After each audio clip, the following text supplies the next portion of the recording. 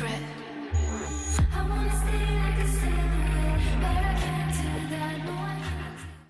Hey internet friends, Grace here, reporting from the nonstop ride that's been 2020. Currently, I'm 6 months pregnant during what I think we can safely describe as the craziest year of our lives, and with all that's been going on, I've been trying to focus on the events of this year that have been clamping down on our personal freedoms and liberties, which is certainly distressing in its own regard. Without those freedoms and liberties, we can't tackle these issues we care about most, but I gotta tell ya, I've been actively avoiding stories that are extremely emotionally distressing and soul-shattering, so to be honest, I'm a little late to this Trolls doll story, but I came across something yesterday and thought, oh, I've got to make a video.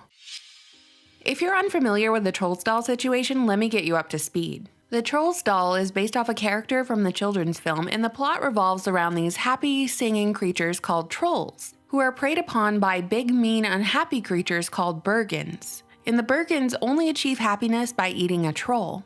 Once a year, the Bergens imprison the trolls and eat them on a day called Trollstice. So the plot is a classic predator versus prey scenario as the basis for a wholesome children's animated film. This Trolls World Tour Giggle and Sing Hasbro doll in question is based off the character Poppy, a female protagonist from the Trolls franchise, and the doll was released in April of 2020. About a week ago, a mother uploaded a video to the internet showing the doll her 2-year-old daughter had received as a gift. And the mother pointed out that there was this button located between the doll's legs, and when you press this button, the doll made these sounds. Boop.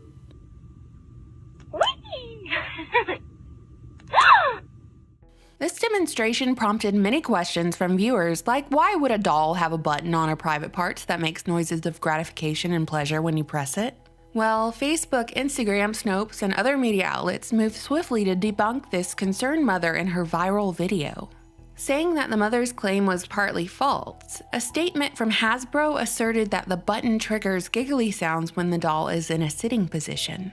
Again, wow, these people move so fast to debunk any and every claim on the internet, wipe certain videos of doctors off of social media within 24 hours, but still can't keep videos of child abuse or torture off their websites after how many years?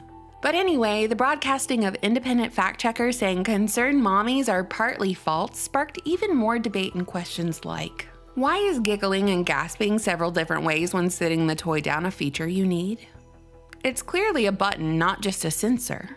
Children are going to press the button because the button makes sounds. It's an obvious observation. A toy designer would know this. And do you know what it takes to make a toy like the Giggle and Sing Poppy? It requires board meetings, it requires demos, it requires a room full of adults week after week sipping their coffee and giving the thumbs up to each design feature. It requires someone recording those sounds, it requires extra manufacturing costs for distributing a doll with a button between her legs rather than for one without. If the room full of people who gave the okay on this week after week had zero nefarious intentions, then let's face it, that entire room had a combined IQ of par golf.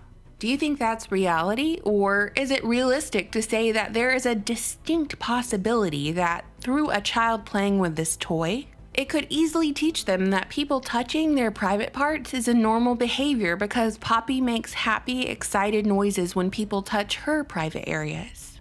Could this be used to normalize abusive behavior? As this video made its way across the internet, even with fact-checkers labeling it partly false, a Change.org petition proliferated with it, calling for the removal of the Poppy doll across store shelves and garnering 427,000 signatures as of this morning, Sunday, August the 9th, 2020. And guess what? It worked. Hasbro pulled the doll from the shelves and released a statement, saying that the crotch button feature was designed to react when the doll was seated, but we recognize the placement of the sensor may be perceived as inappropriate. They go on to say this was not intentional and we are happy to provide consumers with a replacement Poppy doll of a similar value through our customer care team. Now that everyone is caught up to speed on this issue, I want to direct your attention to why I felt the need to make this video. I came across this Rolling Stones article written by E.J. Dixon covering the story with the title, How QAnon and Pizzagate Conspiracy Theorists Got a Trolls Doll Pulled from the Stores. And the subtitle reads, A rumor about a doll from the Trolls franchise is a masterclass in how conspiracy theories spread. This title gave me pause because the initial effect of reading it is this mental image that a bunch of conspiracy theorists wearing MAGA hats congregated, maskless, no doubt, and got this innocent, targeted doll pulled from the shelves of Walmarts and Targets across the nation, all based on hearsay, on a rumor. A conspiracy theory. Oh no, clutch your pearls, everyone. Everything that ever happens to these poor corporate monopolies is a conspiracy theorist's fault. We've already debunked this title before even reading it. Concerned parents had this doll pulled from stores, and the button located between the doll's legs that renders sounds of giggling and cooing is not a rumor, nor is it a conspiracy theory. The voice of outrage was from mothers, not conspiracy theorists. But let's take a look at EJ's article, which begins by covering the issue following the Facebook debunking and curiously never shows a picture or demonstration of what EJ calls a sensor rather than a button. And then we arrive at the light doxing, defamation, and ad hominem portion of the article, in which the author highlights the main propagators of the troll doll video in the Change.org petition, associating them with far-right conspiracy theories as well as movements like QAnon, because of hashtags like #SaveTheChildren they utilized in their social media posts. I've seen journalists do this a time or two, actually just kidding, they do it all the time, in what I perceive as a strategic move to discredit a serious issue, and essentially take the wind out of the sails of something very damning proliferating across the internet. The author writes, the viral nature of the Trolls 2 story and Hasbro's rapid response to it underscores how quickly conspiracy theorist ideas can permeate the mainstream.